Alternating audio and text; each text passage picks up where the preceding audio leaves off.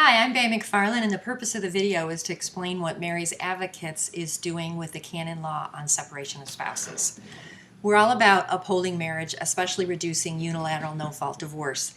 When people marry, we've got a man and a woman who entered into a covenant contract, and the essential elements of that contract include that they're open to children, so here's some children.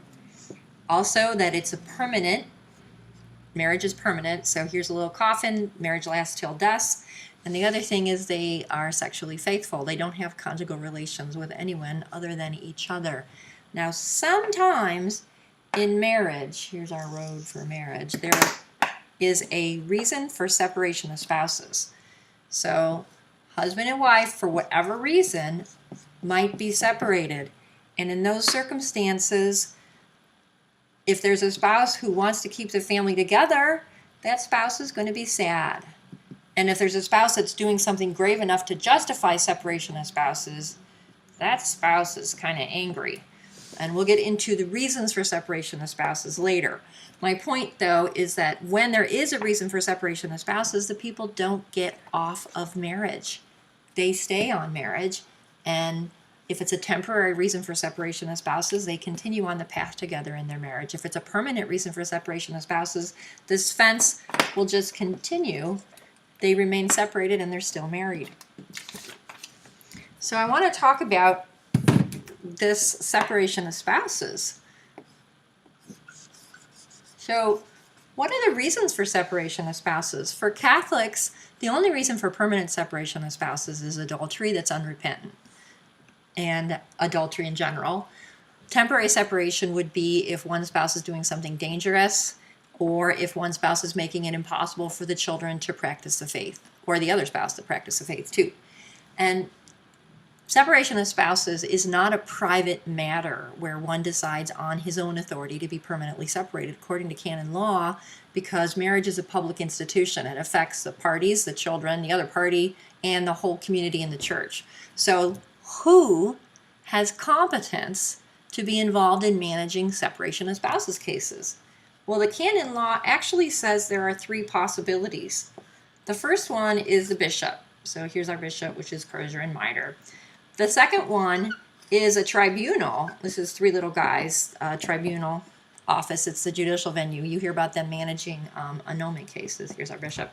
The third place, believe it or not, that can manage a case of separation of spouses, according to canon law, is the civil forum. But there are limits as to when the civil forum can manage a case of separation of spouses. The bishop is the only one that has permission, or has competence to give parties, one party or both, the authority to go to the civil forum to file for divorce. Get that? Only the bishop or his mandated delegate has authority to judge a case of separation of spouses in order to give people permission to go to the civil forum. Catholics are not allowed to go to the civil forum without first getting the permission of the bishop. And what is the bishop supposed to consider when he is deciding whether or not to let someone go to the civil forum? Well, the first thing he's supposed to decide is whether or not there's a reason to be separated legitimately in the first place. Most divorces in the United States are women against men who have done nothing grave to justify separation of spouses. So those women have no reason, no basis to be going to the civil forum to get a divorce.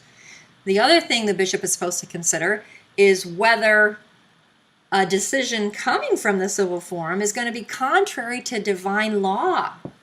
There's a little 10 Commandments here. We'll assume that's the 10 Commandments. Just take it with me. If the outcome of the civil forum is contrary to divine law, that would be a reason for the bishop not to have a party file for civil divorce. Now, I'm not a bishop, but if you were a bishop and you knew what happened in no-fault divorce, how many times would you give someone permission to go there? The other thing the bishop's supposed to consider is whether a decree, here's a decree, in the church forum, what looks like a D+, but that's cross, whether a decree in the civil forum from either the bishop or the judicial tribunal, whether their decree about separation of spouses is going to have any effect in the civil forum. And I've been talking to religious liberties lawyers who think that the decrees from the church definitely should have effect in the civil forum, but that's a discussion for another day. So what does this have to do with what Mary's Advocates offers for strengthening marriage and reducing no-fault divorce? Mary's Advocates works with the spouse who's sad because the other spouse is abandoning marriage. This spouse wants to keep the family together. That spouse has gotten information from somewhere that it's perfectly okay to go force the split of a family through the civil forum. What Mary's Advocates does is we teach this spouse how to petition the church, asking for the implementation of the Code of Canon Law, which includes first trying to get the parties to reconcile. Second, if that fails, giving a decree where the party who's forcing the separation is a malicious abandoner committing a grave sin. I hope that helps. Look for more information on Mary's Advocates at Defending Marriage, Petition Bishop.